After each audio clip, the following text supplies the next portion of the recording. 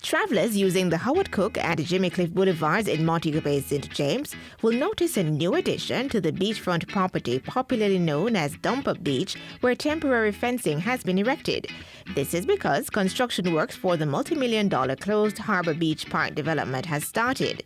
The Urban Development Corporation UDC and its primary development partner, the Tourism Enhancement Fund TEF, broke ground for the $1.29 billion development in February.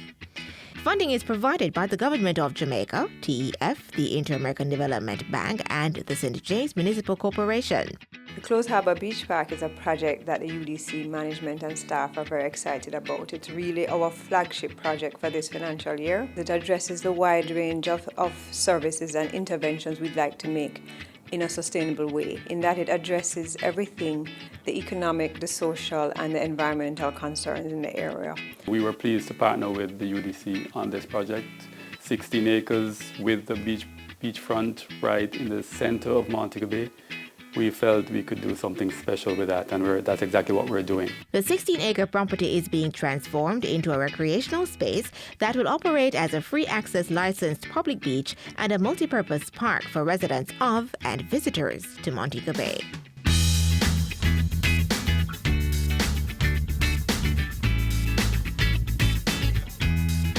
Construction started in May 2019 and the project is progressing well in keeping with the schedule. So far, structural buildings for the kiosks are up and are at the stage of rough casting and finishing. In total, we have 8 kiosks. We have already erected all 8 with only 2 roof slabs remaining to be poured. In addition, work is being done on the bathroom and changing facilities, as well as a main building that is being prepared for roofing. The building should be completed by December 2019. Construction has also started on the perimeter fencing that runs along Howard Cook and Jimmy Cliff Boulevards. Contractors for the closed Habour Beach Park is M&M Construction Limited. We have started our infrastructure works. We have sewage work presently installed, not complete, but very advanced. We have stormwater system that has started as well. We have also what you call a promenade, which includes a seat wall.